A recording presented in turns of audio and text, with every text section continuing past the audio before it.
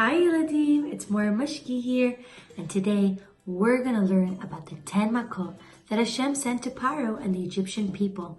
Do you remember that Moshe went to Paro and he said, "Let my people go," because Paro was making them work so hard as slaves in Egypt. He was making them carry heavy bricks. They didn't have trucks then, and they didn't have tractors to help them. They were carrying it on their backs, and it was very hard. But do you remember what Paro said? No, I will not let them go. That's not very nice. Paro was making them work really hard. And Hashem decided that he's going to send 10 Makkot on Paro and the Egyptian people in Egypt. Here we go.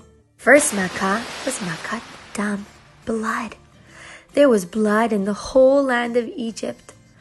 The water in the sink, in the showers, in the river, all turned to blood. When they would put it in their mouth, they would think they were drinking water, and then they would spit it out and say, "Ugh, yucky! That doesn't taste good at all." Some of the Egyptians went to the Jewish people and they said, "Can we buy some water from you?" And they would pay them some money, and the Jewish people would give them water. But the second they would put it into their mouths, it would again turn into blood. The Jewish people, though, were able to have fresh, clean, pure water to drink. It didn't affect them, this Makkah. The next Makkah was Makkot Tzfardea, frogs. There were frogs in the whole land of Egypt, jumping all over the place. They were jumping in the ovens, in their soup and food, on their beds, on their heads. There was very loud noises of the frogs croaking all over the city. The next Makkah was Makkot Kinim, lice. There was lice all over the people and their animals. It was like these little tiny bugs all over their bodies that made them very itchy. They were itchy on their heads, on their backs, on their legs. Even their animals got lice. It was very uncomfortable, but still Paro said, "I will not let them go." The next Makkah was wild animals. There were giraffes and lions and tigers, elephants and snakes coming into their houses. They would try to close the doors so that the animals don't come in, but they barged right into their homes. It even came into the palace. It was very scary for the Egyptians. The animals made scary noises and would run after the people in the streets. For the Jewish people, though, they were safe and sound in their houses. Then Hashem sent the next Makkah, Dever, sick animals. The Egyptian animals started getting very sick. Their cows and goats. And they were starting to get very worried and scared. Do you see the Egyptian crying? But the Jewish people's animals were healthy and strong. Then Hashem sent another Makkah, Makkot Shechin, boils. There were these big red blisters all over their bodies, all over their faces and hands and legs, on their backs, on their belly. They tried to put it in cold water to ease the pain or put some lotions on, but no matter what they tried to do, it was still very painful. The next Makkah was Makkot Barad, hail. There were balls of ice together with fire that were coming down from the sky. There was a loud noise and thunder all throughout Egypt. The hail was very frightening and scary, and nobody dared to even go outside.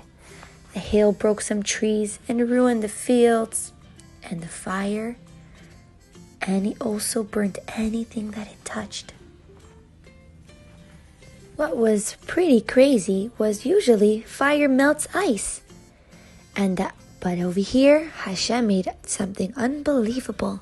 The fire didn't put out the ice, and the ice did not put out the fire. Paro still refused to let the Jewish people go. So Hashem had to send another Makkah.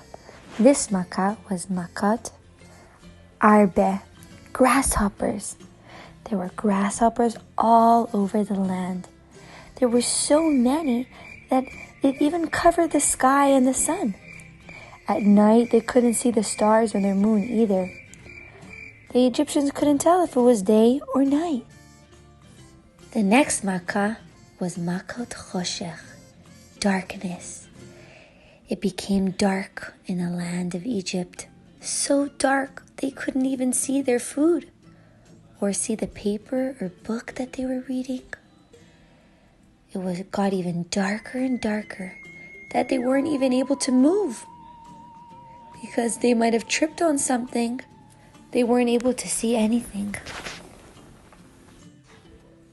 But in the Jewish homes, there was lots and lots of light. The next Makkah was Makkot Bechorot, the plague of the firstborn. All the firstborns and all the families started getting very nervous. Do you see that man over there crying? Because all the firstborn started getting very, very sick. And they were very worried and scared. Paro himself was a firstborn. He was the oldest in his family. And he didn't want to get sick either. So he went looking for Moshe. When he finally found Moshe, he said, Moshe, please stop this Makkah. Moshe said, Paro, are you sure if I ask Hashem to stop this Makkah, you're going to let the Jewish people go?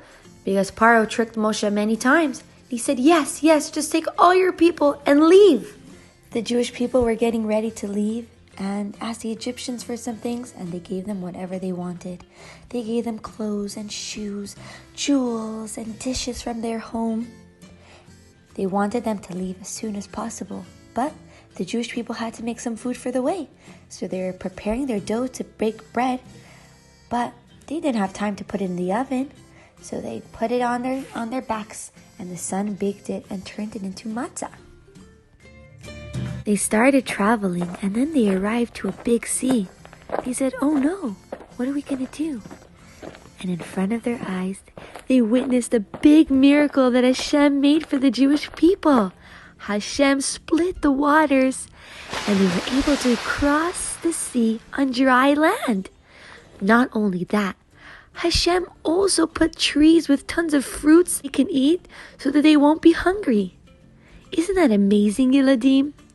Hashem saved the Jewish people, and now we're free. We're not slaves anymore.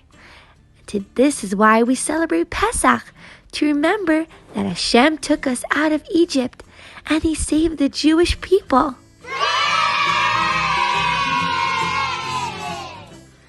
All right, are you ready to sing our 10 plague song? Okay, see more finger puppets? Here we go. Dam tzvardei akinim arov dever shchin barad arbe choshech makat bechorot 10 makot 10. The Egyptians were punished again and again. 10 makot 10. The Egyptians were punished again and again. Now you know all about the 10 Makkot and how Hashem was always there for the Jewish people because Hashem loves us and Hashem takes care of us. Thank you for watching. I want to wish you a happy and kosher Pesach. Don't forget to bring your Haggadah to the table and sing the Manishtana and all the songs that we've learned together. Okay? Chag Sameach! Bye!